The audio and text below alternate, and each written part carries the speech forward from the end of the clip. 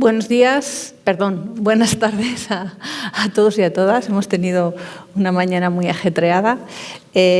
Vengo a moderar la mesa que se celebra hoy relacionada con alimentación, universidad y compra pública verde dentro del ciclo de conferencias que se está organizando por parte de los organizadores del Grupo de Trabajo del Pacto de Milán del Ayuntamiento de Madrid, en donde aquí Paz Valiente, la coordinadora del pacto, y su equipo, Sara Gutiérrez, me han solicitado que modere esta mesa.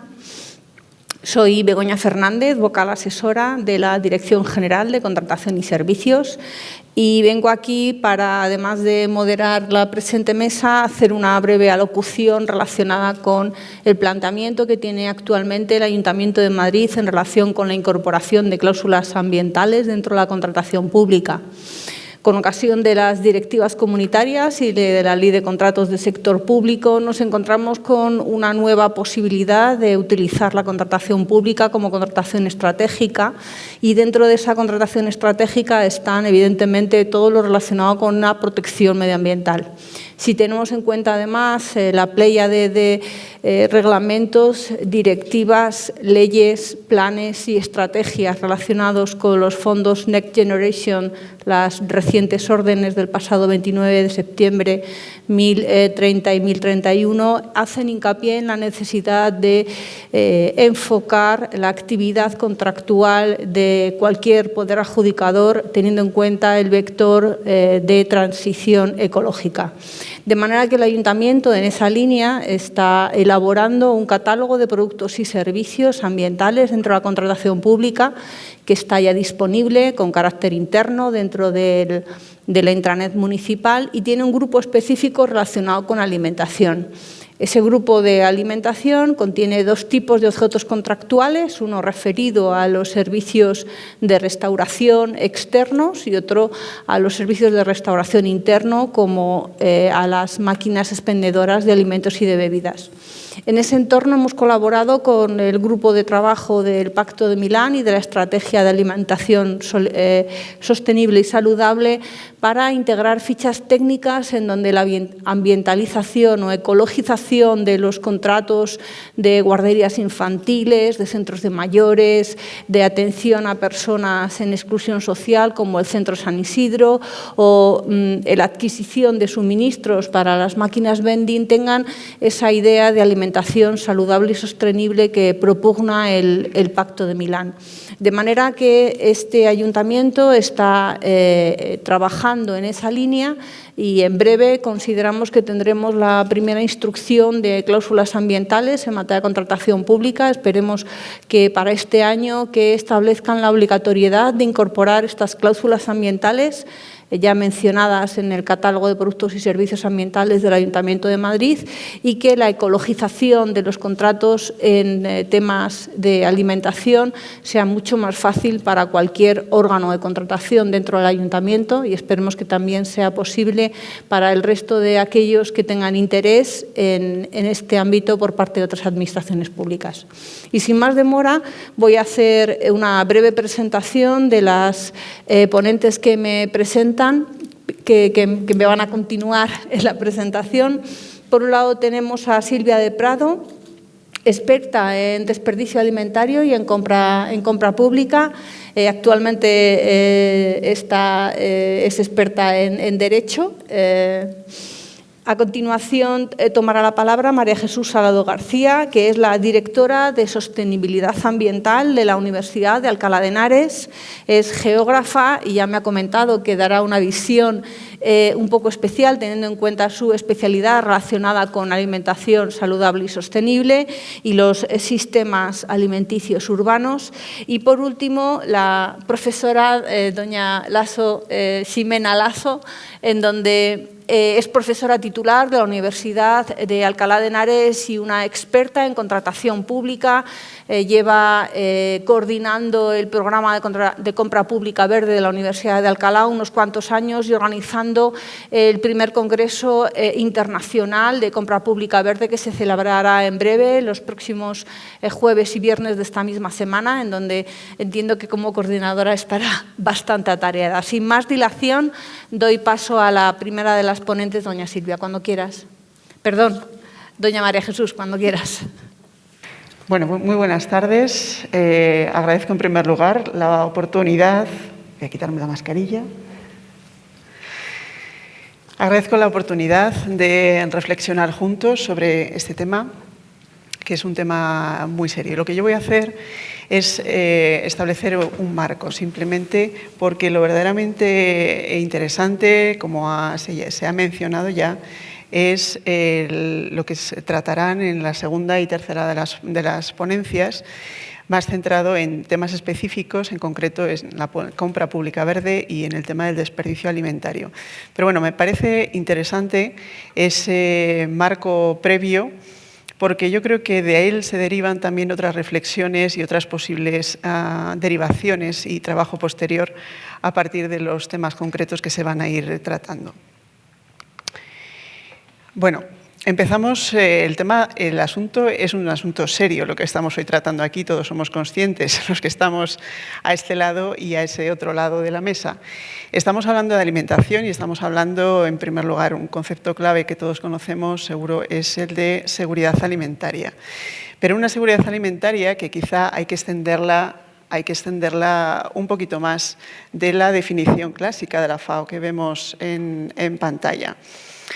La conocemos todos, sabemos que se establece en grados, hay múltiples publicaciones, se viene trabajando sobre ello obviamente hace mucho tiempo, pero digo, más allá de que la alimentación debe ser suficiente para todos y debe ser salubre, saludable también para todos, más allá de eso, el relator especial de Naciones Unidas hace además una reflexión adicional que me parece interesante y es que debe ser accesible en el sentido de que no se trata solamente de cantidad de proteínas, hidratos de carbono, etcétera, que cada persona debería ingerir para mantener la salud y una vida activa, sino que debería poder alimentarse por sí mismo. Es decir, que el alimento debe ser accesible y eso tiene connotaciones obviamente sociales en otros campos y debe ser estable y duradero.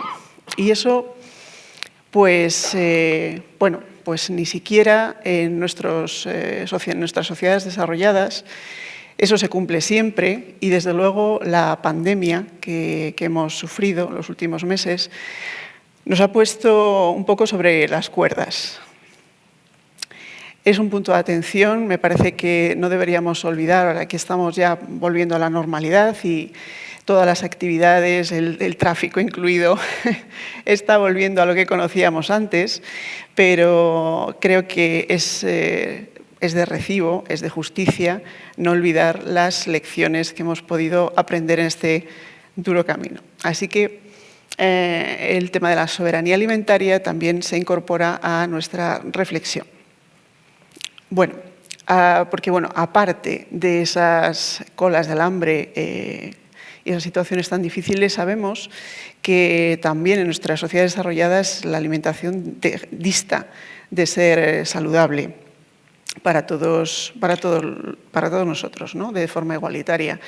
Este tema del sobrepeso, la obesidad, es un problema que sabemos que cada vez preocupa más y preocupa más sobre todo por las generaciones. Ahí vemos los gráficos, creo que son bastante elocuentes, pero sobre todo es que en nuestro ámbito más cercano no dejan de darnos toques de atención, porque las generaciones más jóvenes sufren especialmente este problema, fruto de unos hábitos muy urbanitas y muy poco saludables, pero que es difícil, eso se prolongará en el tiempo casi seguro. Así que es otro ingrediente también a sumar a la reflexión.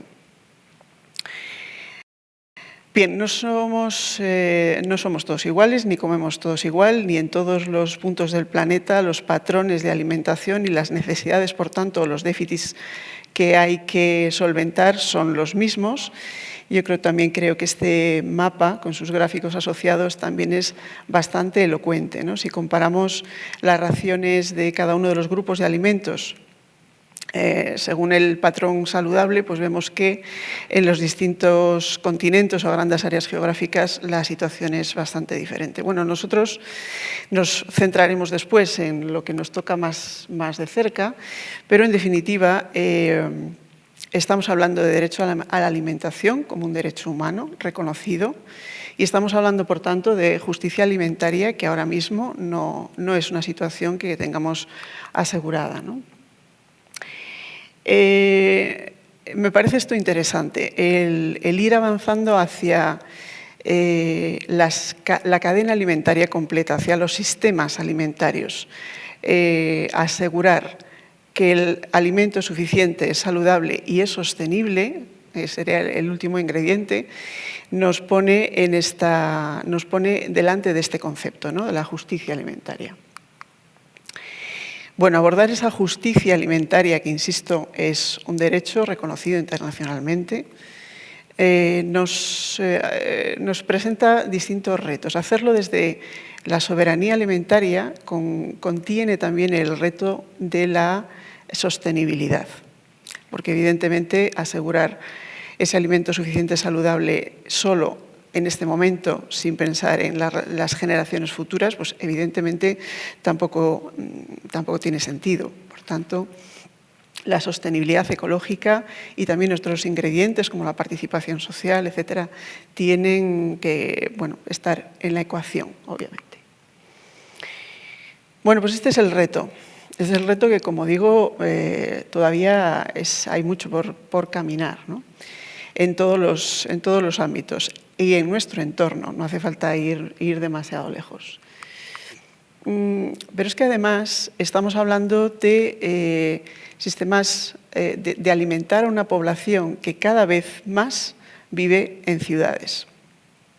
Sabemos que desde el 2007 la ONU ya cifra en más del 50% la población que vive en ciudades frente a la que vive en medios rurales y en una tendencia absolutamente creciente e indiscutible, ¿no?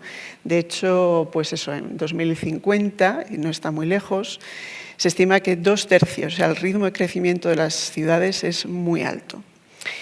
De las ciudades, además, no de manera uniforme, sino sabemos que crecen especialmente en determinados contextos geográficos y sobre todo las grandes ciudades de Asia, las grandes ciudades de América Latina, etc.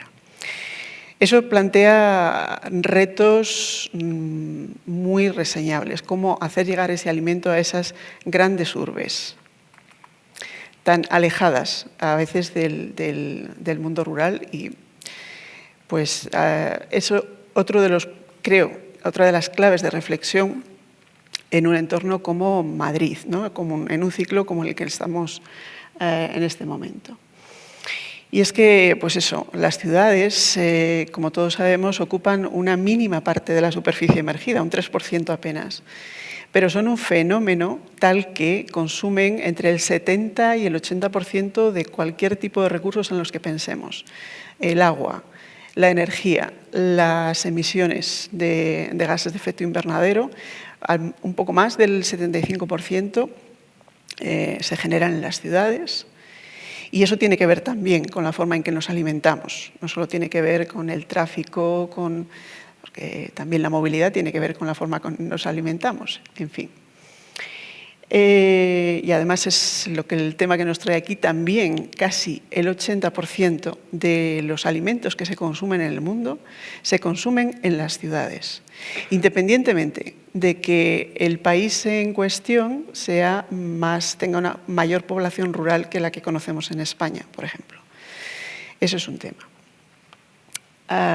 Y sabemos que dentro de las ciudades, aparte de los problemas o de los retos del suministro, hay otro reto social que es el lugar de las desigualdades, ¿no?, desigualdades económicas, sociales, espaciales. Por tanto, pues esa es la situación que afrontamos hoy. Una situación que en términos globales, si nos vamos al último informe de cumplimiento de los Objetivos de Desarrollo Sostenible de la ONU del año pasado, el 2020, supongo que será este el puntero, no sé. Bueno, arriba, la portada es la de arriba, hace un resumen muy rápido de claves en torno a ese objetivo número 2, que es el de hambre cero, y señala que la seguridad alimentaria ya estaba en aumento antes de la pandemia, pero que evidentemente el golpe de la pandemia ha acentuado mucho esa inseguridad en entornos más vulnerables, ¿no? Vale. Porque si además lo hemos ya, mencionado así rápidamente, pero la alimentación tiene una incidencia ambiental también muy a tener en cuenta, ¿no? Pero en doble sentido. No solamente es que la producción, distribución, comercialización, consumo y desperdicio de alimentos tenga unos impactos ambientales, que los tiene, obviamente, sino que los problemas ambientales, el cambio climático en primer lugar, van a tener, ya tienen, una incidencia sobre esa producción, distribución, consumo. O sea que es una incidencia en los dos sentidos, ¿no? De una calle de doble sentido. Por tanto, en este campo, también en este ámbito, también hay que decir, hay que ser conscientes de que los sistemas alimentarios o la forma en que nos alimentamos también son una parte del problema. Y ahí hay algunas cifras así fáciles para recordar. El 29% de las emisiones tienen que ver directamente con este tema que estamos hablando. Y alrededor, eso también es una cifra muy llamativa, alrededor de 1/3 de la comida se desperdicia. El desperdicio alimentario, del que nos van a hablar después, es un gravísimo problema, que tiene que ver también no solamente con la producción, sino con la distribución de la población. Esa concentración en las ciudades, obviamente, tiene que ver con cuánta comida se desperdicia en esos distintos eslabones de la cadena. Vale. Bien, representa hasta el 80% de la pérdida de biodiversidad. Es muy significativo también el 80% de la deforestación, el 70% del agua dulce, que es un recurso escaso. Aquí en los países mediterráneos lo tenemos claro. Bueno, de tal manera que ha emergido una preocupación global sobre este asunto de la alimentación, pero no solamente como seguridad alimentaria, sino con todas las implicaciones alrededor que hemos querido plantear aquí con dos brochazos, ¿no? Rápidamente. Y hace nada se ha celebrado esa primera cumbre de Naciones Unidas sobre sistemas alimentarios y objetivos de desarrollo sostenible. Así que podemos decir que estamos aquí reunidos, estamos en la cresta de la ola, estamos en un tema que verdaderamente es un tema de interés global ahora mismo. Bien, sobre impactos, porque después nos van a hablar de compra pública verde y nos hablarán de cláusulas ambientales, y eso tiene que ver con cómo se producen, cómo se distribuyen, en fin, tiene que ver con esto que estamos viendo aquí. ¿Cómo habría que modificar nuestras pautas de producción, distribución, consumo de alimentos para que fueran realmente sostenibles? Pues en ese estudio que se puede consultar, es un informe libre, se plantean distintos escenarios, que son estos que aparecen en la leyenda a la izquierda, que no sé si se alcanza a leer desde las últimas filas. Distintos escenarios, como digo, ni siquiera en el más optimista de ellos conseguimos quedarnos dentro de los límites planetarios, pero bueno, ese es un tema. El reto es grande, vamos a quedarnos con esa idea. El reto es grande porque, insisto, vivimos mayoritariamente en ciudades y nos abastecemos mayoritariamente de una determinada manera. Esto nos es familiar a todos, ¿no? Incluso hemos visto todos, seguro, una única cebolla envasada, o un único plátano, o una única mandarina. Bueno, estas cosas que si uno lo sé para pensarlo, pues realmente no tiene mucho sentido, porque esto en concreto, eso tiene su propio envase, ¿no? Bien, consumimos así Y también consumimos pues, para comer fuera de casa, porque en grandes ciudades hay muy poca gente que vaya a comer a casa y, por tanto, pues picamos y, bueno, esto es un snack saludable, ¿no? Bien, en definitiva, los alimentos, esto, como decía al principio, esto es un tema muy serio, ¿no? Esto es un tema que implica muchas otras dimensiones y que se pone en relación con esos objetivos de desarrollo sostenible, con todos ellos, no solo con el 2, y con los acuerdos de París. Digo que tiene relación con muchas otras dimensiones. Aquí se han destacado la relación con 2 de esos 17 objetivos de desarrollo sostenible, que imagino que todo el mundo es perfectamente conocedor de ellos, ¿no? ¿Sabemos los principios que hay detrás de esos 17 recuadros con su pequeño eslogan cada uno de ellos? Vamos a repasarlos porque tiene interés también para este tema. El primero de ellos es el principio de inclusión. Ese no dejar a nadie atrás que hemos oído tantas veces. Es eso, no dejar a nadie atrás. Ni por razones económicas, ni de edad, ni de conocimiento, ni de contexto geográfico, etc. Aquí lo que estamos viendo es ese fenómeno que no sé si quizá conocéis porque se está difundiendo y es el de los desiertos alimentarios. ¿Esto nos suena? No. Vale, gracias por el feedback.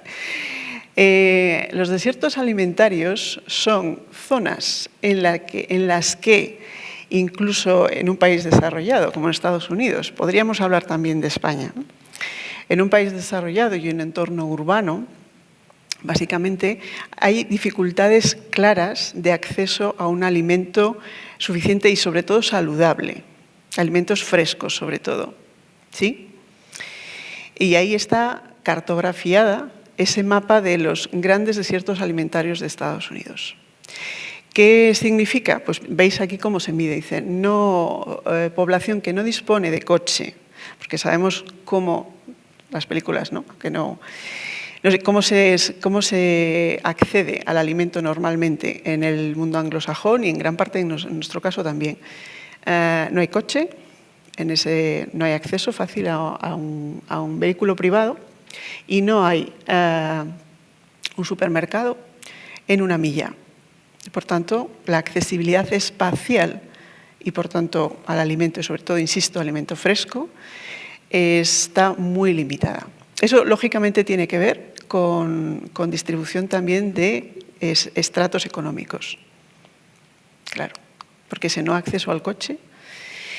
Bien, el segundo principio, por tanto, esos desiertos alimentarios están delatando un déficit claro, no siguen en absoluto ese principio de inclusión. Ya digo que no es un tema exclusivo ni de Canadá ni de Estados Unidos, eso se podría analizar aquí, hay algún estudio. El segundo principio sería el de integración, y es que los 17 objetivos en realidad forman parte de un sistema, están interrelacionados, hasta el punto, esto es un estudio de la Unión Europea, hasta el punto en el que se podrían aprovechar, esa es la idea de este estudio, aprovechar las sinergias positivas entre distintos objetivos para implementar políticas más eficaces. Bien, entonces vemos cómo en esta escala, la que veis abajo, el amarillo sería el punto neutro, ¿no? Ni ayuda ni entorpece. El conseguir un objetivo ni ayuda ni entorpece a conseguir otro en esa matriz cruzada. Todos los tonos verdes serían relaciones positivas, sinergias positivas. Y los tonos rosas al morado pues serían sinergias negativas, que también las hay. Como vemos, la mayor parte de la matriz son sinergias positivas. Es verdad que también hay algún otro caso de este otro lado de la escala, pero la mayor parte son sinergias positivas.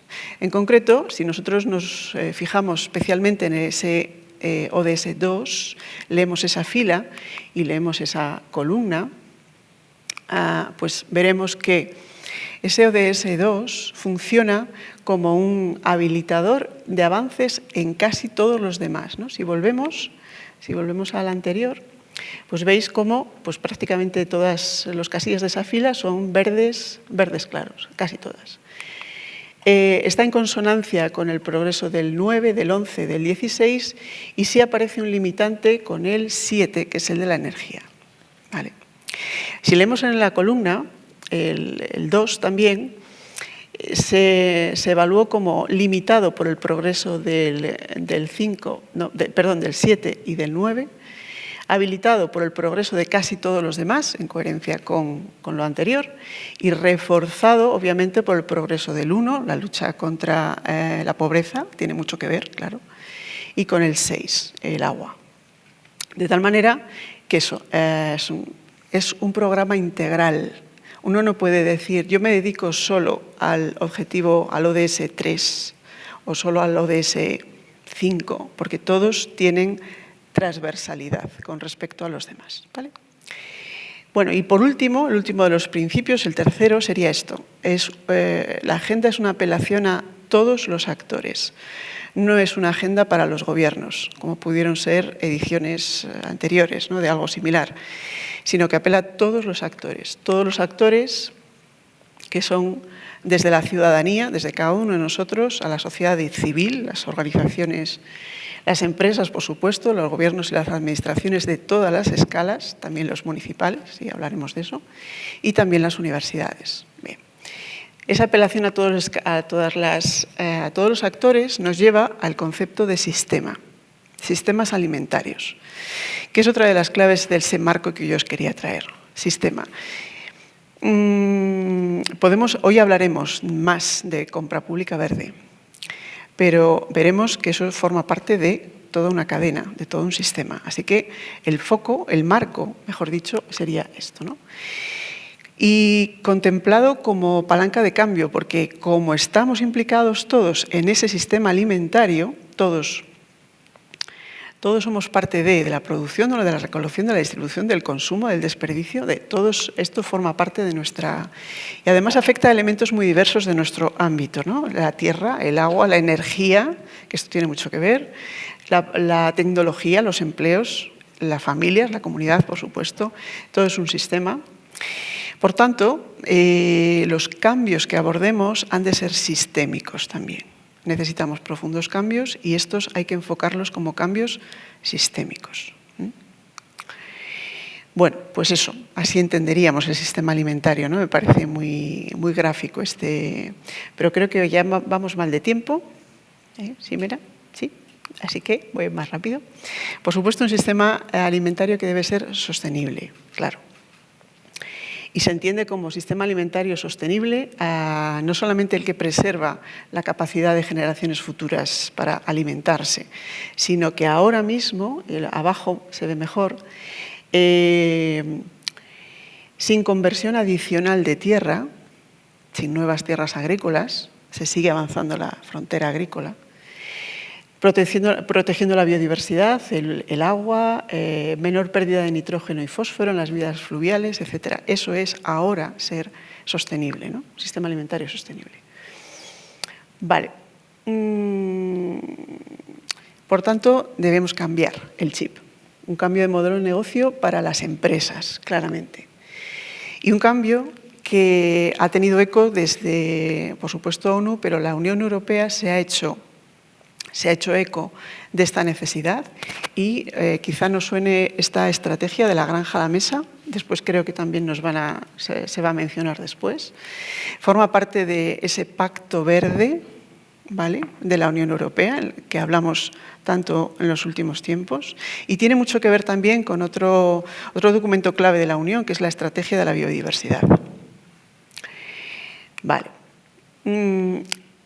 Esos cambios están presentes también en ese plan de recuperación, transformación y resiliencia, porque el sector agroalimentario es tan transversal que, bueno, evidentemente vamos a tener que abordarlo y tiene incidencia en todos esos ODS.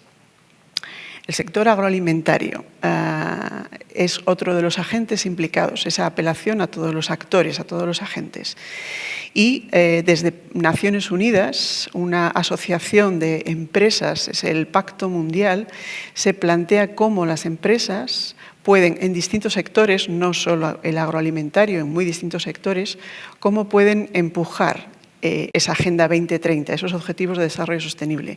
Se plantea que mediante esas tres grandes herramientas, ¿no? Diálogo y sensibilización, generación de conocimiento y fomento de alianzas multiactor. Esto de las alianzas es muy presente. Y estos son los grandes retos. En esos grandes retos, voy ahora ya un poco más deprisa, uno de ellos, sin duda, es el de las cadenas de suministro, y es de lo que vamos a hablar hoy aquí en parte, ¿no? Las cadenas de suministro, que son complejísimas y comprenden una cantidad de actores. Bueno, pues el hacer una gobernanza adecuada que nos lleve a una mayor sostenibilidad final es uno de los grandes retos. Bueno, indicadores empresariales. ¿Qué se plantean esas empresas en el sector agroalimentario para hacer avanzar la Agenda 2030? Pues esos 8 grandes retos, ¿no? Productos ecológicos, envases reciclables, papel procedente de bosques sostenibles, reducción del desperdicio alimentario, horas de trabajo por semana adecuadas, ¿no? Prácticas sostenibles, consumo de energía. Pero bueno, las empresas, al final, el hacer este llamado general al sector agroalimentario no deja de ser pues una inspiración, unos grandes ejes.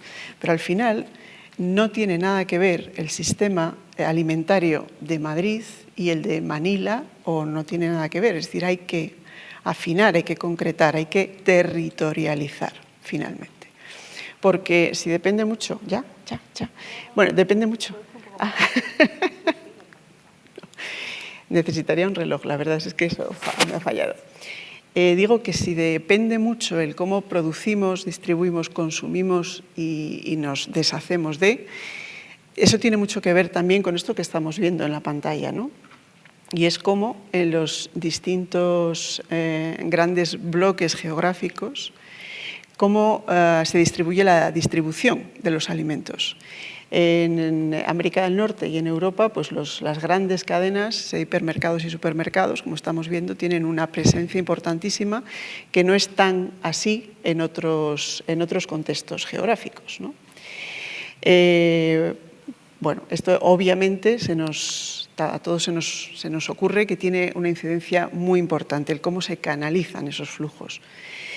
Y eso, claro, tiene mucho que ver con los efectos sobre la salud, es lo que estamos viendo en el gráfico de la derecha, problemas, por ejemplo, de obesidad, tanto en adultos como en niños, como esos distintos sistemas de distribución, el estudio está hecho para América Latina y Caribe, en ese contexto se pueden distinguir 3 grandes tipos de canales, ¿no?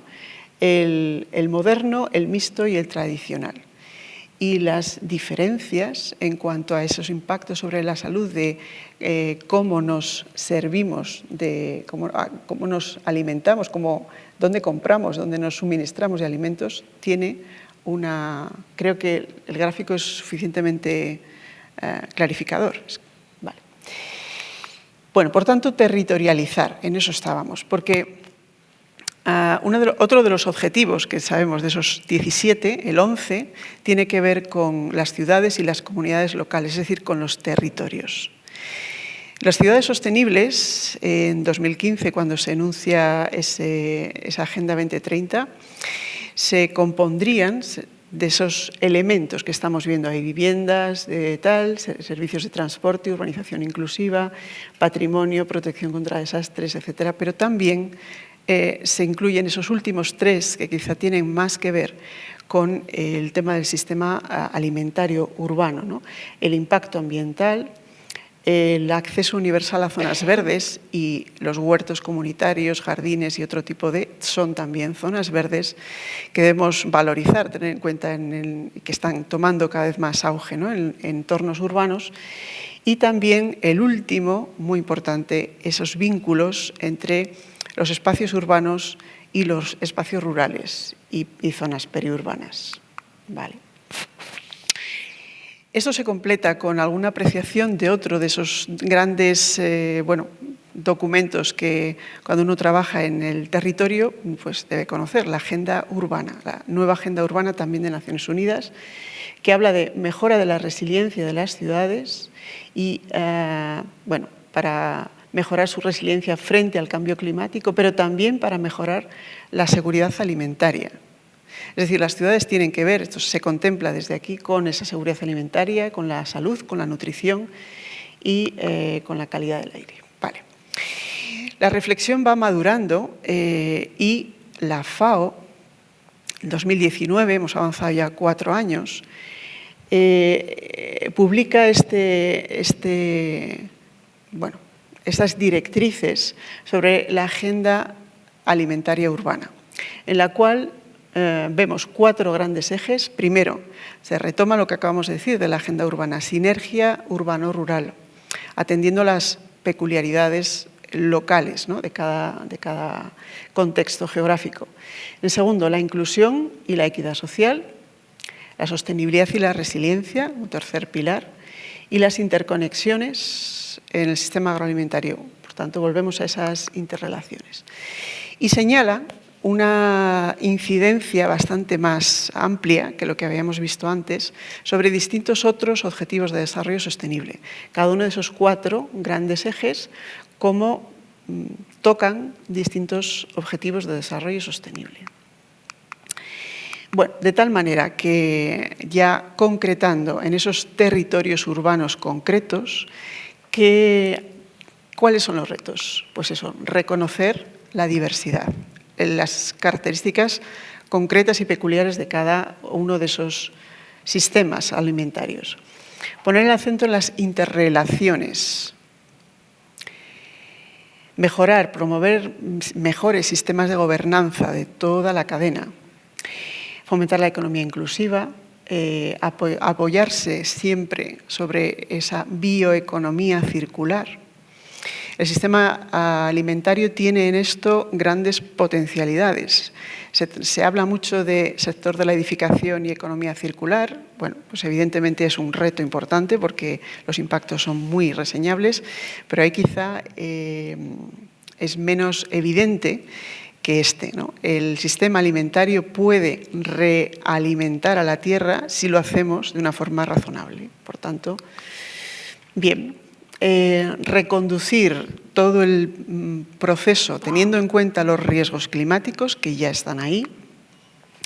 Y finalmente, pues eso, aprovechar todas esas posibilidades de transformación, porque es un reto muy complicado, pero también hemos dicho, y yo quiero insistir en ello, es una palanca de cambio importantísima, rehaciendo nuestros sistemas alimentarios, conseguiremos objetivos en otros muchos ámbitos que están relacionados. Bueno, ya aparece entonces el Pacto de Milán. Ya se ha hablado de ello. Madrid es una de las ciudades firmantes de ese Pacto de Milán, que quizá, como ya sabemos, se apoya en esos 4 grandes pilares. No voy a insistir mucho más sobre ello. Tenemos aquí ese gráfico quizá más detallado, pero no me voy a detener en ello para no quitar.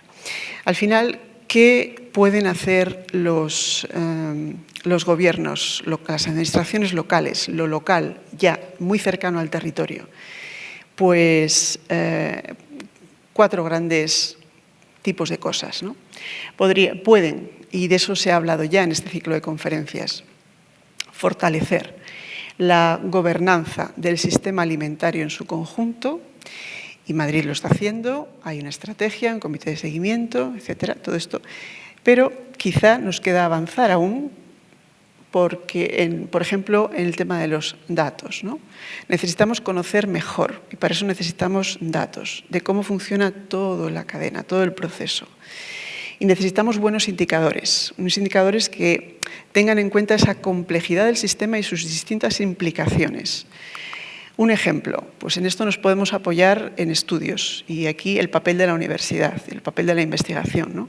Esto es un ejemplo de un artículo científico reciente de cómo podría elaborarse un sistema de indicadores completo que contemplara esas 4 grandes dimensiones. Y no me voy a detener porque ahí está. Segundo, las administraciones locales pueden ayudar a producir comida de una manera diferente. Y yo sé que también se va a hablar de esto en este ciclo. Pero para ello necesitamos repensar la planificación urbana en muchos ámbitos, ¿vale? Necesitamos que esa zonificación contemple también que los suelos productivos desde el punto de vista agrícola son elementos clave de la sostenibilidad urbana también.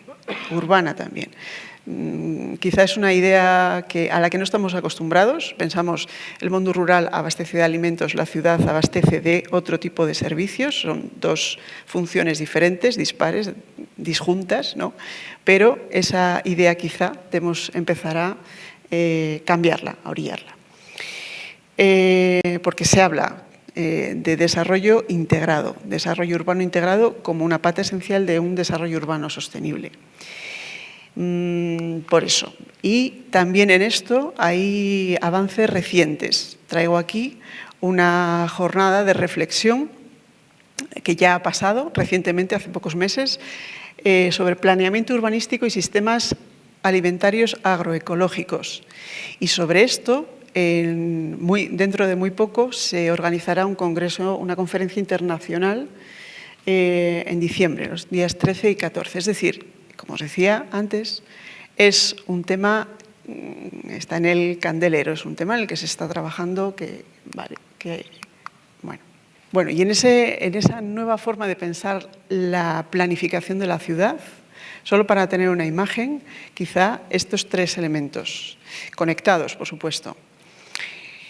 Zonas protegidas, que se pueden llamar parques agrarios, parques agrícolas. Conocemos experiencias en España, ¿no? El Parque del Bajo Llobregat, asociado a Barcelona, conectado con un comercio agroalimentario de proximidad. Eso de las cadenas cortas de comercialización tiene mucho que ver con estos parques agrarios o zonas similares, agricultura periurbana. Y por último, con el consumo de alimentos locales, estacionales, kilómetro cero y esas cosas. La importancia de la agricultura periurbana, no solamente como para producir esos alimentos cercanos, de proximidad, saludables, sino también como valor ambiental y cultural. Son paisajes culturales que estamos perdiendo, hemos perdido en las últimas décadas de forma acelerada, pero que podríamos en parte recuperar y que tienen no solo un valor, insisto, productivo, sino ambiental, cultural, de aprendizaje, de reconexión con la tierra, ¿no? Así que huertos cisnerianos, vale, ya. Cambiar las prácticas de adquisición y de marketing, y de eso vamos a hablar, así que paso. Incluyendo la innovación, porque no se trata de volver al mercado tradicional, solamente al mercado al que iba mi madre, ¿no? Que yo ya no voy. Es un tema generacional. No se trata solamente de eso, sino de actualizar, ¿no? Ahí vemos, por ejemplo, como el Mercado Central de Valencia ha establecido una aplicación para conectar con los nuevos posibles usuarios que no pueden quizá ir a recoger el alimento más que hasta las 8 de la tarde. Bueno, pues hay posibilidades de hacer eso, incluyendo esa innovación tecnológica. Y, por supuesto, el tema del desperdicio alimentario. Por cuestiones ambientales, pero es que por cuestiones económicas. Es que el 50% de los residuos que se gestionan en las ciudades son compostables. Así que, claro, eso tiene una incidencia presupuestaria clave, ¿no? La circularidad, la posibilidad de aprovechar esa bioeconomía circular. Vale. Queda mucho por hacer, probablemente conocemos poco todavía, conocemos las interrelaciones mal, nos faltan instrumentos normativos y regulatorios, vamos a tratar hoy de avanzar un poco en esto, con sus múltiples implicaciones. Pero la buena noticia es que, bueno, se está trabajando muy intensamente en esto, desde la universidad y desde otros ámbitos también, pero desde la universidad ese gráfico creo que también es muy significativo, ¿no? El ritmo de crecimiento de las publicaciones que tienen que ver con sistemas alimentarios urbanos. Pues en los últimos años, tal. Bueno, pues ya voy acabando. Me gustaría resaltar esa necesidad de esa visión sistémica para que las medidas sean verdaderamente eficientes. Y para eso necesitamos posiblemente mejores datos, mejor conocimiento, mejores experiencias, más foros como este probablemente, pero estamos en ello. Entonces ahora ya paso la palabra.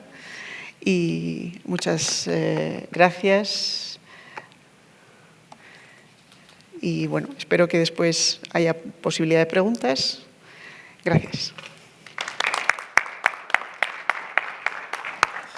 Bueno, pues hola, muy buenas tardes. También para mí es un placer estar hoy aquí con todos vosotros, con todas vosotras, ¿no?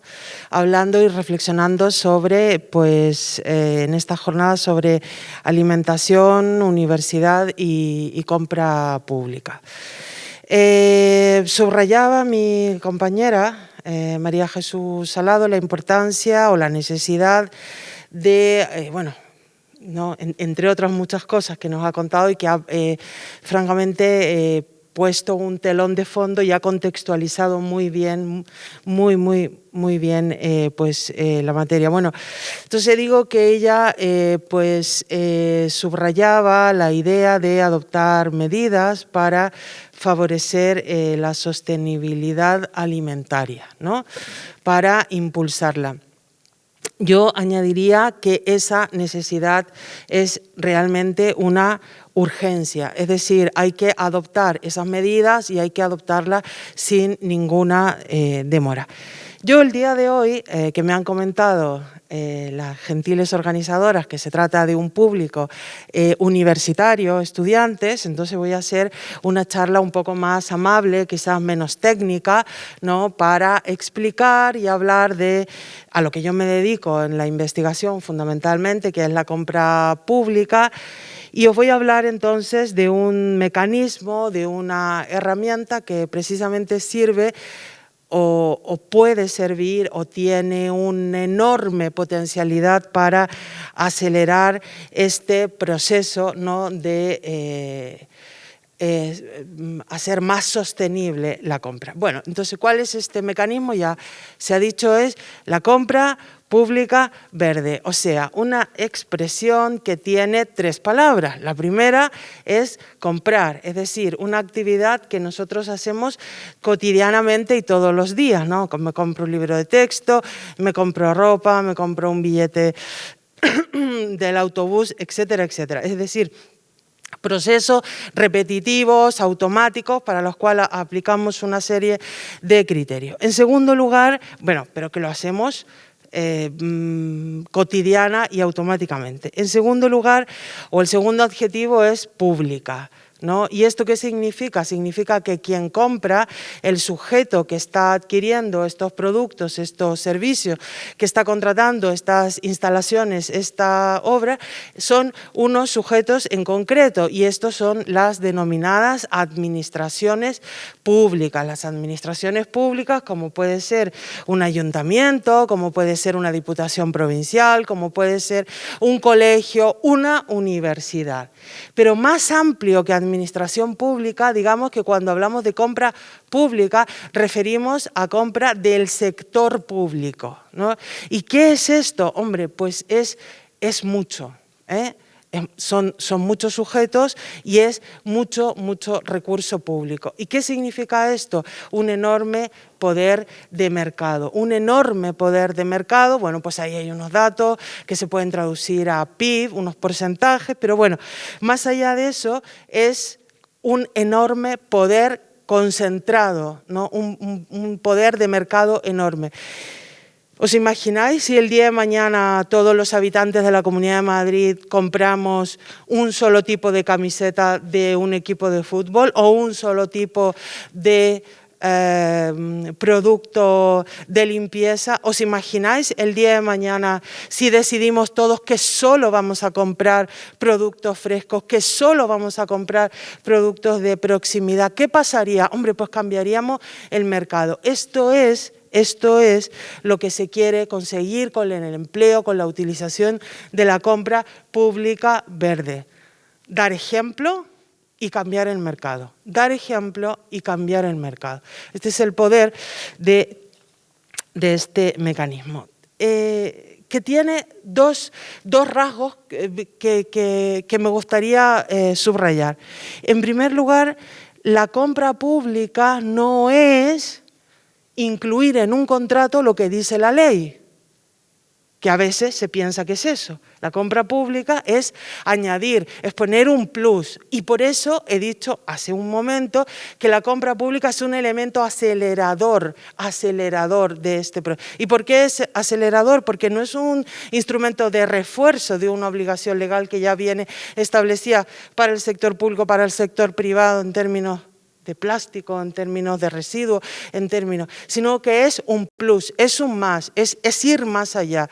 Un ejemplo, una señal al mercado. Esto por un lado. Y por otro, otra cosa que también se sabe y se entiende y se palpa, es que la compra pública no es un instrumento de intervención, como podría ser una autorización ambiental, una evaluación, no es un instrumento de sanción, sino que es un instrumento de incentivo. Entonces, tiene muchas ventajas para ser lo que María Jesús subrayaba, de ser una palanca, un impulso, un acelerador. Bueno, esto más o menos para que nos ubiquemos de qué estamos hablando. Entonces, compra pública verde. ¿Qué significa esto? Que cuando el sector público compra, ¿no? Y esto es muy importante, aparte de tener este poder de mercado, no compra con la misma libertad que compramos nosotros, ¿no? Cuando nosotros compramos, decimos, me voy a comprar un abrigo, o me voy a tomar una cerveza, ¿no? O me voy a comprar un móvil. Entonces, ¿cuáles son nuestros criterios de compra? Criterio 1, precio, ¿no? Porque nos interesa el precio. No, es muy caro, no me lo voy a comprar, ¿no? ¿Y qué otros criterios utilizamos? Pues utilizamos la calidad también, ¿no? Este ordenador no, tal, no sé qué. Pero también utilizamos otros tantos motivaciones. Es que me gusta la marca, quiero estar de moda. Bueno, bien, esa libertad que existe en la compra pública privada no existe en el ámbito de la compra pública. ¿Por qué? Porque hay utilización de recursos públicos, hay utilización de recursos públicos. Por lo tanto, digamos, el sector público está más restringido desde esa perspectiva, pero sí se hacen las mismas preguntas. Bueno, voy a intentar, he ido un poquito más rápido porque, ¿no? Para tener un poquito más de flexibilidad. Llego aquí. Entonces, pero sí se hacen las mismas preguntas que nos hacemos los particulares. Entonces, ¿cuáles son estas preguntas? Primero, el sector público dice, oye, ¿con quién contrato? ¿Voy a contratar con cualquier empresa o solo voy a contratar con algunas empresas? Y esto tiene mucha importancia desde el punto de vista de la elección ecológica o sustentable, porque puedo decir, oye, voy a contratar solo con aquellas empresas que tienen un sistema de gestión medioambiental. Y así, de ese modo, estoy delimitando los jugadores, estoy delimitando con qué empresa voy a trabajar. Bueno, eso en el ámbito de la compra pública se llama solvencia, se llama solvencia. Se podría llamar de otra manera, Esto también deberíamos empezar a aplicarlo al ámbito privado, ¿no? Porque, hombre, pues a mí no me gusta comprar en sitios donde no se recicla. A mí no me gusta comprar en tiendas donde no no hay separación de residuos, a mí no me gusta, etcétera, etcétera, ¿no? Va con la idea. Otra pregunta que se hace el sector público. Bueno, una vez que he delimitado el con quién, me voy a preguntar qué es lo que voy a contratar, qué es lo que voy a contratar, cuál es el objeto del contrato. Y digo, voy a contratar un servicio de iluminación porque tengo un acto, o voy a un servicio de sonido, ¿no? Para que acompañe este acto. Voy a contratar un exponente, o voy a contratar un mobiliario, etcétera, etcétera. Entonces, cuando yo hago esa elección, que se llama una prescripción técnica, vaya nombre que tiene, ¿no? Prescripción técnica, ¿no? También puedo incorporar ahí, puedo incorporar un enfoque verde, un enfoque medioambiental. Por ejemplo, prefiriendo un equipamiento que tenga unas determinadas características medioambientales. Si voy a comprar un escritorio para... o varios escritorios, o muchos escritorios para la universidad, puedo decir, van a ser de madera y van a ser de madera certificada. Y ahí estoy haciendo una elección sostenible. Ahí estoy introduciendo.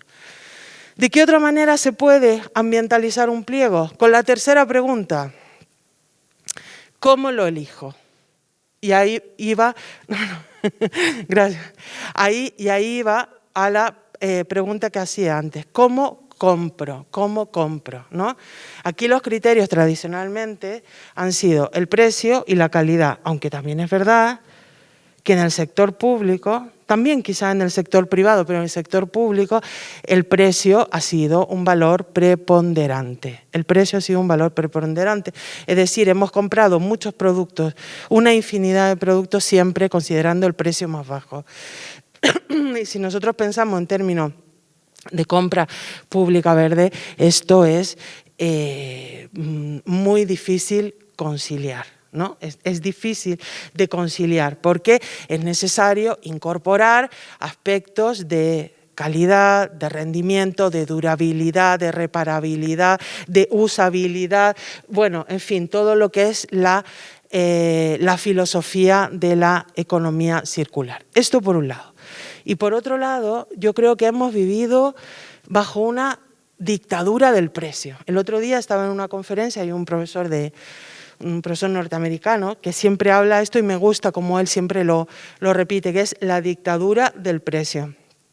Porque hemos pensado, me voy a comprar un ordenador, ¿no? Me voy a comprar un ordenador y digo, ¿cuánto vale este ordenador A? Y dice, 10, y este otro 7. Digo, pues me compro el de 7.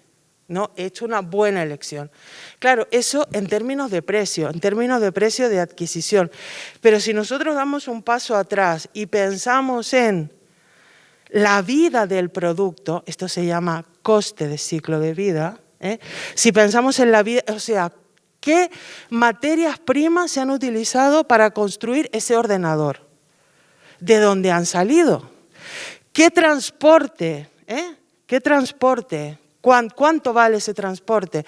El precio de adquisición, el mantenimiento, ¿cuánto me cuesta reciclar esto? Y entonces ahí probablemente la respuesta será otra. ¿Podemos cambiar al PDF? Digo que ahí seguramente la respuesta será distinta. Entonces, una de las aportaciones más relevantes que me gustaría subrayar de la ley de contratos, que evidentemente no puedo entrar en explicaciones más técnicas, pero sí me gustaría decir que frente a esta tiranía del precio, del precio que es una parte de la realidad, una parte de los costes, pues se avanza, ¿no? con este concepto holístico, ¿no? Se entiende holístico, integral, un concepto holístico integral que es el coste del ciclo de vida. ¿Y por qué es esto? Porque el precio, como aparece ahí, el precio de un producto tradicional puede ser más bajo, ¿no? que el precio de adquisición del producto ecológico. Precio es lo que pinta cuando yo lo voy a comprar a un supermercado.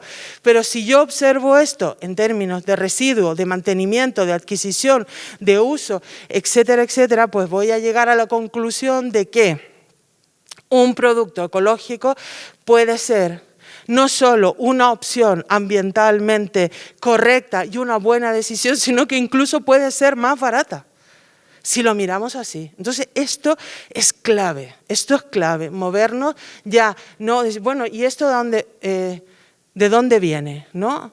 ¿El aguacate de dónde lo vamos a traer? ¿De Málaga o lo vamos a traer de Perú, por ejemplo, o de México? ¿No? Bien, la elección, voy de nuevo, pero abro un paréntesis. María Jesús hablaba de los productos locales, ¿no? De los mercados locales, entre otras muchas cosas. El tema de la compra pública es que hay que conciliar, ¿no? Estas ideas del producto local, ¿no? Con las libertades del mercado.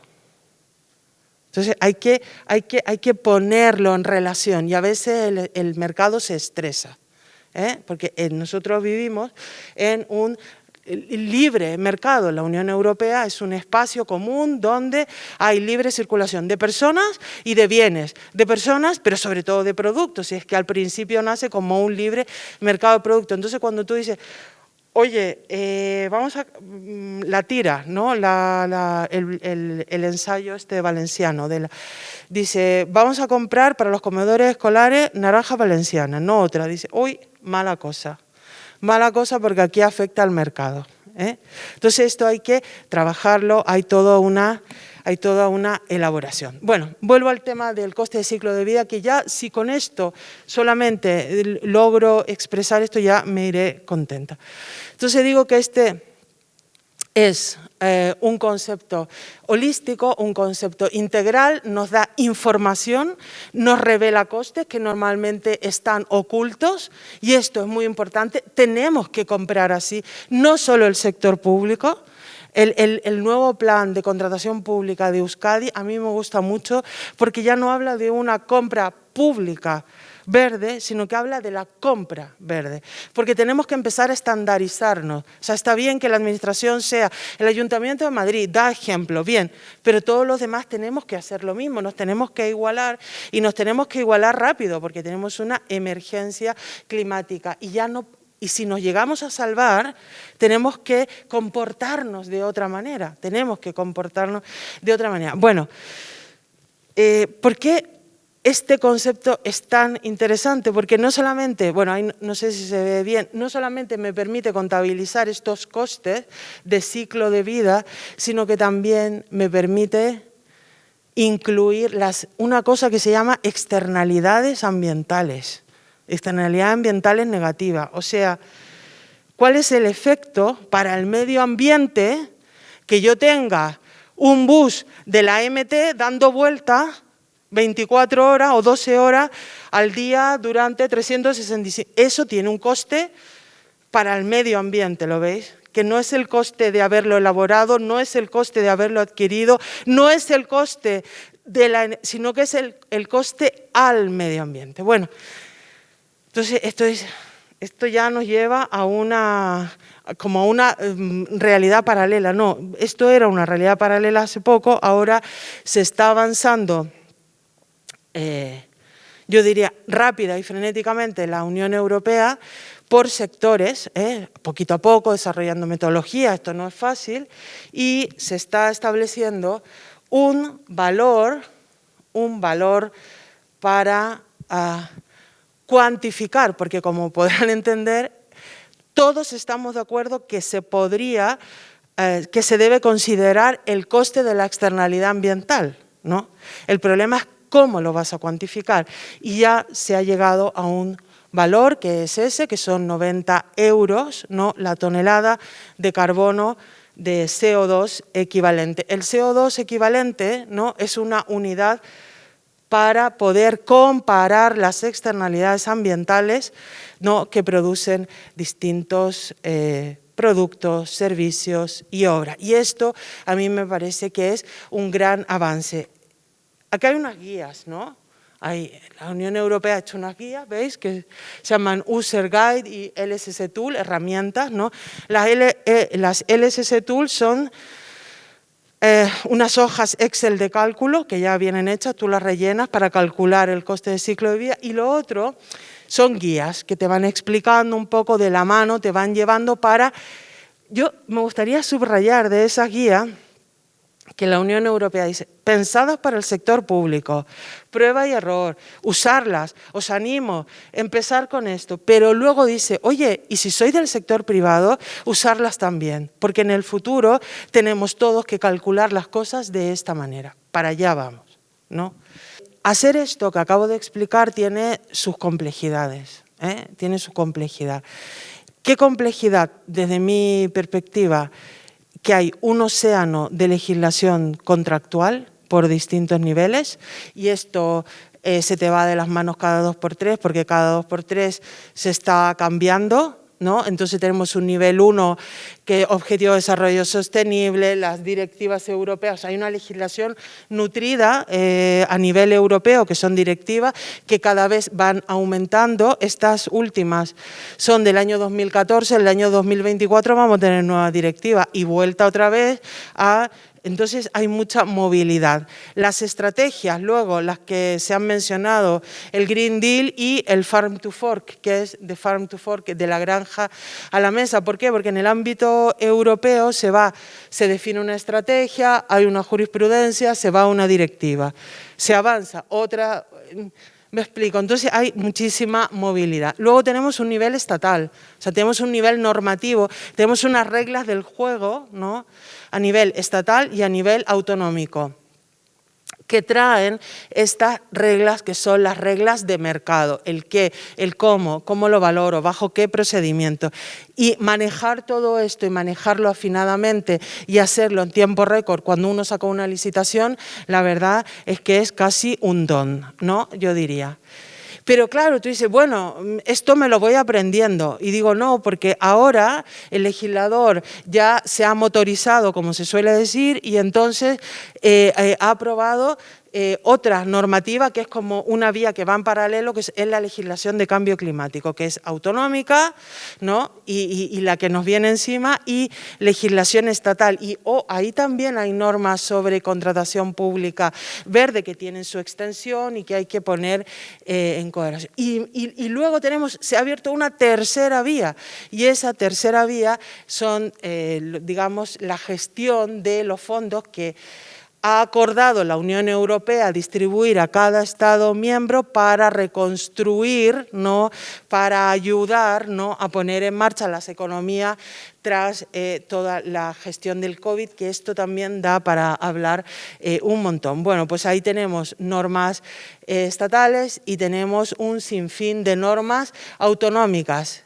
Yo diría que también hablan de compra pública verde, y yo diría que hablan de compra pública verde de forma más intensa, más profunda que la propia ley de contrato, pero eso también se entiende porque son normas más recientes y son normas europeas. Y todo esto hay que ponerlo en relación con las normas ambientales, o sea, esto sería como una parte del ingrediente y otra parte sería las normas ambientales. ¿Y qué son las normas ambientales? Hombre, pues un océano de normas. Pensar en residuos, pensar en evaluación, pensar en ruido y tal. Y hay que ponerlas en relación en un contrato y hay que encontrar el equilibrio. Hay que encontrar el equilibrio para que no te pases con lo ambiental para sacar adelante esta licitación. Bueno, vosotros que sois estudiantes, a lo mejor os enamoramos, ¿no? con estas charlas y os animáis a trabajar en equipos interdisciplinares de geógrafos, de juristas, de economistas, de técnicos, ¿no? Que son los que se necesitan conformar para sacar adelante una buena compra pública verde. Una compra pública verde que ha dejado de ser, lo voy a decir en términos universitarios, ha dejado de ser una asignatura de libre elección porque ya no es facultativa, ya no depende del órgano de contratación y ha pasado a ser una asignatura troncal u obligatoria, porque la compra pública desde el pacto, desde el Green Deal de diciembre del año 2019, en la legislación de cambio climático y en la legislación de los fondos New Generation, ¿no?, de la Unión Europea, pasa a ser una herramienta general y de carácter obligatorio. Por lo tanto, es necesario, y yo me alegro que así sea, es necesario asumirla y empezar a aplicarla. Bueno, tenía otra idea, yo creo que con esto no he dado un panorama general de lo que quería explicar. Muchas gracias.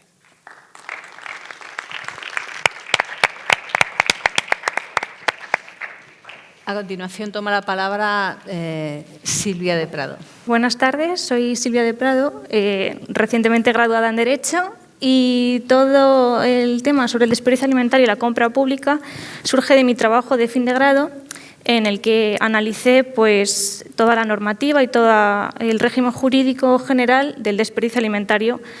Y voy a explicaros, en primer lugar, de qué se trata el desperdicio alimentario. Tras ello, la legislación que existe del desperdicio. Primero, los objetivos de desarrollo sostenible, que ya os les han explicado anteriormente, así que lo haré brevemente. También la legislación en la Unión Europea y, por último, ya la estatal, con una mención especial a las comunidades autónomas. Y para terminar, pues unas pinceladas sobre la compra pública y cómo es una buena forma para reducir el desperdicio de alimentos. Vale.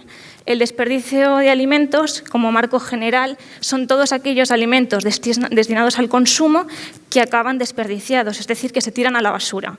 Según la FAO, se calcula que 1/3 de los alimentos producidos acaban desperdiciados. Entonces, este gran problema tiene 3 impactos: el económico, el medioambiental y el social. De medio ambiente podemos decir que 1.300 millones de alimentos terminan a la basura todos los años, y esto genera una huella hídrica de 250 kilómetros cúbicos, y además se calcula que genera 3,3 gigatoneladas de CO2 todos los años, sin contar con el metano. ¿Por qué se genera esto? Ya no es solo la producción, sino también esa gestión de los residuos, que la mayoría de las veces pues, no se hace de buena forma. También tenemos que para producir y gestionar los residuos se gastan más de 750.000 millones de dólares todos los años, y además con un marco global de que 900 millones de personas no tienen acceso a los alimentos. Los objetivos de desarrollo sostenible, ya os los han explicado anteriormente, pero bueno, a rasgos generales también incluye reducir el desperdicio de alimentos. Esto se incluye en el objetivo número 12 de consumo sostenible, y lo que implica es un cambio en la cadena alimentaria. Se quiere reducir el desperdicio de alimentos para que sea una cadena mucho más justa, más saludable, más sostenible, porque no puede ser una cadena sostenible si se están tirando alimentos que son aptos para el consumo, mientras hay gente que se muere de hambre, ¿no? Después tenemos a la Unión Europea. En mi trabajo me centro en la Unión Europea y es muy extenso, es una materia muy densa porque no es fácil de regular de forma directa, sino que se ve afectado por múltiples políticas. En la Unión Europea afectan sobre todo la política agraria común, la política pesquera, la política fiscal, la política de seguridad alimentaria y la política medioambiental. ¿Qué pasa? Que estas materias nunca se regulan de forma conjunta, no hay una regulación conjunta y todas van cambiando y al final agravan el problema. Sobre esto hay un informe muy interesante del Tribunal de Cuentas Europeo que lo que critica es la labor de la Comisión. Indica que las medidas que se han tomado por ahora en la Unión Europea no son ni eficaces ni eficientes. Y bueno, os animo a verlo, es de 2016 y es un informe especial. Y bueno, yo voy a hablar de medio ambiente, ¿no? Dentro del medio ambiente, el desperdicio alimentario se incluye en la economía circular y dentro de la estrategia de la granja a la mesa. En la economía circular no se habla de desperdicio alimentario como tal, sino de residuos alimentarios. Es decir, que con la normativa y la directiva marco de residuos se habla de jerarquía de residuos. Se intenta reutilizar y reducir, ¿no?, las conocidas 3 R's que se dan siempre en la escuela, pues aquí se habla de eso con los residuos alimentarios, es decir, que pues, se conviertan en compostaje, que vuelvan otra vez a la cadena todos esos productos alimentarios. Y por otro lado, tenemos la estrategia de la granja a la mesa. Aquí sí que se habla de desperdicio alimentario. También consideran que si queremos un sistema alimentario en la Unión Europea que sea sostenible y resiliente, se debe reducir el desperdicio de alimentos. Bien, la regulación española y la regulación autonómica. En España no existe una ley como tal. El pasado abril, el Ministerio de Agricultura, Pesca y Alimentación anunció que se iba a aprobar una ley sobre pérdidas y desperdicio de alimentos. Y hace un par de semanas ya se ha dicho que se ha aprobado el proyecto de ley. En este proyecto de ley pues, dan unas pinceladas, ¿no? Todas sus obligaciones están jerarquizadas y van orientadas pues, a la distribución y también a los consumidores, pero también implica la administración pública. Implica que la Administración va a tener que hacer grandes avances en la sensibilización, en concienciar a la ciudadanía de la importancia que es no tirar la comida. También habla de los contratos del sector público y en este sentido habla de todos los contratos que son de servicios de comedor, comedores escolares, comedores de los hospitales, comedores universitarios. Y aquí van a tener que hacer un plan de prevención, de reducir el desperdicio de alimentos. Y bueno, como no hay una legislación estatal todavía, por eso destacan estas 2 legislaciones. Por un lado tenemos la de Castilla-La Mancha, que es este decreto 19/2019, que lo que introduce es un gran contenido obligacional, sobre todo pues, a los distribuidores. Y también habla de la administración pública, para que todas sus consejerías, ya sea de educación o pues, las múltiples consejerías de la comunidad autónoma, sensibilicen a la población. Y además también introduce que los contratos que sean de servicios de comedor tendrán que tener criterios de adjudicación para prevenir el desperdicio de alimentos.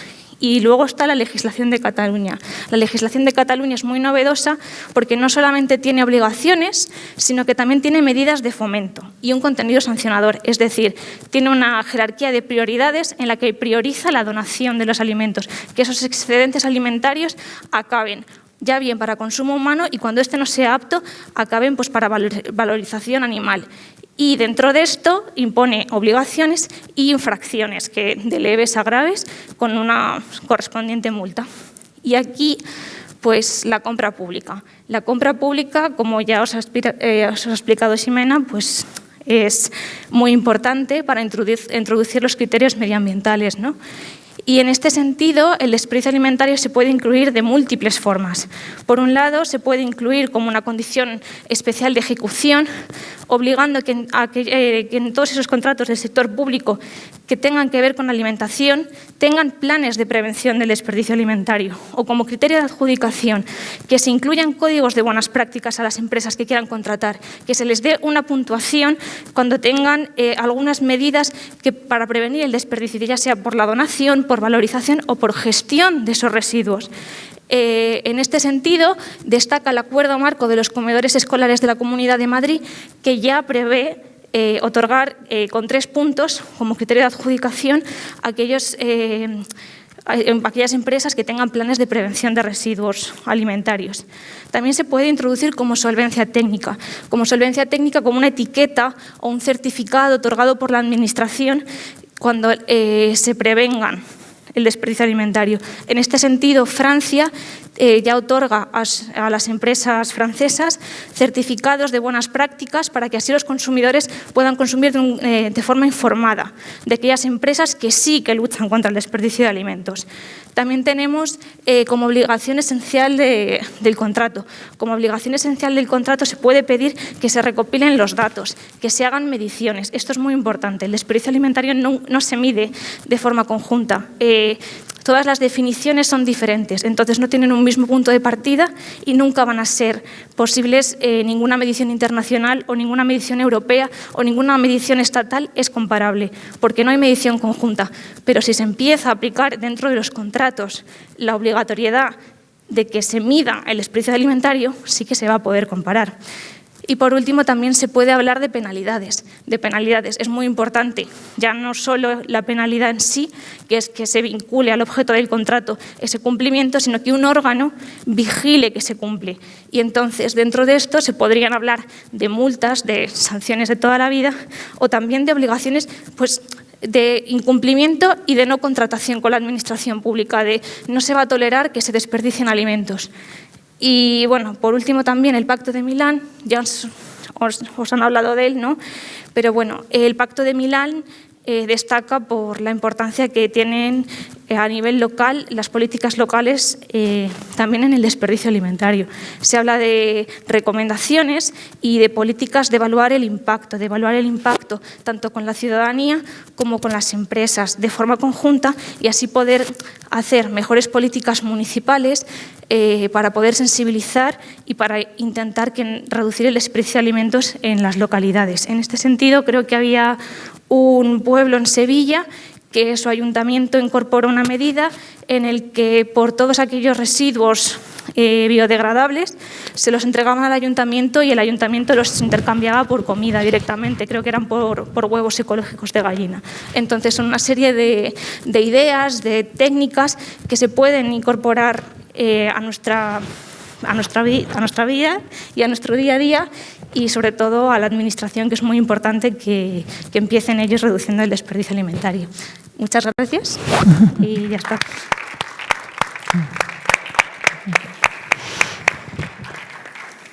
Bueno, después de estas tres interesantísimas ponencias, se abre un turno de preguntas de los asistentes. Y si no hay ninguna pregunta, yo tengo aquí un par de ellas que tengo un especial interés por transmitirles a las ponentes que ahora mismo en esta mesa. Pues en ese caso, una de las cuestiones que entiendo que está en solfa, que debíamos de prestar atención en relación con la compra pública ecológica, en relación con un sistema alimentario urbano, es cuáles son los principales, y yo creo que le voy a hacer la pregunta a las tres ponentes, ¿cuál consideráis que es los principales desafíos que tiene la administración pública y específicamente las universidades en materia de alimentación? Es decir, ¿cuál es el reto a continuación que tienen que poner en marcha las universidades para avanzar hacia esa alimentación sostenible y saludable?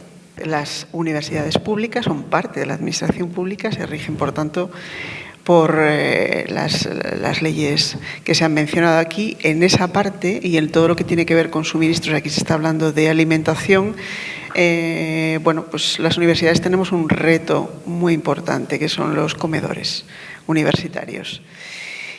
Tanto en el tema del suministro del alimento, qué tipo de alimento, también en el tema del desperdicio alimentario.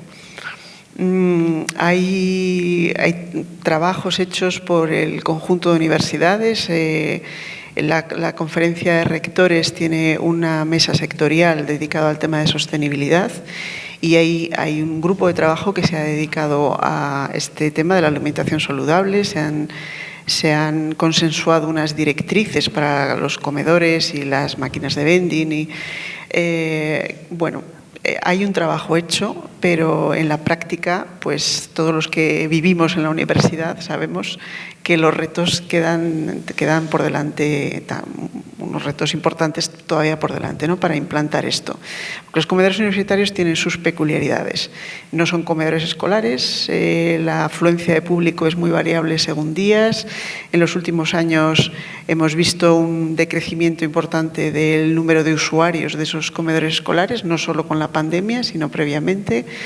A veces están demasiado fragmentados, las empresas que atienden esos comedores pueden ser empresas familiares, por tanto, bueno, tienen su peculiaridad y hay que afrontar esos retos. Pero aparte, de esto, claro, las universidades se dedican a enseñar, se dedican a investigar, y en este tema, como ya hemos puesto de manifiesto, hay mucho por hacer todavía. Entonces, bueno, pues la universidad entiendo que tiene que tener un papel importante en el tema. Ximena. Yo pues suscribo, por supuesto, todo lo que dice María Jesús. En fin, yo creo que es muy importante para enfocar el tema de la alimentación en la universidad desde el punto de vista de los comedores universitarios. Tiene que ver con la territorialización, tiene que ver con el mercado y tiene que ver con que los comedores universitarios no tienen mercado cautivo. En un hospital sí, en un hospital tienes que darle de comer a los pacientes, /enfermos, /madres, que no. La universidad no, entonces esto es muy relevante. ¿Cuáles son las empresas que se presentan, no? Pues tenemos empresas que son no pequeñas y medianas empresas, que lo mismo te dan un catering en Alcalá que sirven en Valencia. En fin, ahí tiene que ver con qué producto utilizan, cuál es el precio de mercado, y tiene que ver también con el tipo de contrato que la universidad quiere hacer, ¿no? Porque si queremos que esto sea una concesión, o sea, que todo el riesgo esté de parte del... entonces, claro, yo no estoy en contra de la concesión, ni mucho menos, pero, en fin, estresa, ¿no? A lo mejor hay que asumir un poquito más de coste, en fin, no sé. Estaba pensando en un trabajo que estamos haciendo de comedores escolares y analizando, que lo vamos a presentar el jueves, que estamos analizando cuantitativamente comedores escolares de Asturias, de Castilla-La Mancha y tal, y bueno, yo creo que hay margen de mejora, yo creo que hay un margen enorme de mejora y hay que ir poco a poco, hay que hacer consulta al mercado, hay que hablar con la gente que produce en Alcalá o en Madrid, ¿no? y hay que crear interés por este tipo de contratos, ¿no? Que no son especialmente atractivos. Recuerdo el caso de la Universidad de Sevilla, que lo hemos llevado a Alcalá antes del COVID y la verdad es que ha desarrollado un trabajo impresionante en sacar adelante una restauración para los universitarios de calidad, quitar comida que no es saludable. Se ha hecho un trabajo conjunto de toda la universidad y yo creo que es posible. O sea, hay espejos donde mirar, ¿no? Bueno, y yo creo que voy a hacer una última pregunta y voy a dar por concluida esta conferencia. Lo que me ha quedado claro de las ponencias que habéis hecho es que esto no es un trabajo exclusivo de expertos jurídicos, ni de expertos en alimentación, ni de expertos económicos, ni siquiera de consumidores privados y responsables que pretendan tener una alimentación más saludable y desperdiciar menos alimentos, sino que entiendo que tienen que ser perfiles profesionales muy diferentes. ¿Qué opináis sobre la necesidad de digamos, crear interrelaciones y crear dinámicas de trabajo interdisciplinar para mejorar el conocimiento sobre la compra pública ambiental y dentro del marco de la alimentación saludable y sostenible? ¿Lo veis una necesidad o lo veis...? Absolutamente. Yo me pido la palabra. Nosotros tenemos un grupo de investigación que es interdisciplinar y tenemos que empezar. Es duro para los juristas leer según qué cosa, es duro para un geógrafo o para un ingeniero leer normas jurídicas, pero es que nos tenemos que empezar a entender, porque la creación, yo creo que esta es la clave, la creación de grupos interdisciplinares, realmente interdisciplinares, que trabajen y se creen metodologías, produce avances aceleradísimos, curva de aprendizaje muy rápida y resultados muy buenos. Yo creo que esta es la clave, y la profesionalización también. Esto es una materia enormemente compleja Es difícil, pero es necesaria que la abordemos. Como todas las labores complejas, pues hay que buscar una ruta de ataque. Yo creo que la ruta de ataque para esta tarea compleja es la interdisciplinariedad y el trabajo constante y serio. Sí, completamente de acuerdo. Poco más que añadir. Bueno, pues sin más, espero que les haya resultado interesante esta mesa hablando de alimentación sostenible y compra pública verde. Es un tema bastante arduo para los neófitos en la materia, pero entiendo que las ponencias les ha podido dar un poco de luz a esta cuestión tan compleja. Gracias por su atención y por asistir a esta conferencia. Sin más, damos por cerrada este ciclo de conferencias y esta conferencia en concreto. Hasta luego, buenas tardes.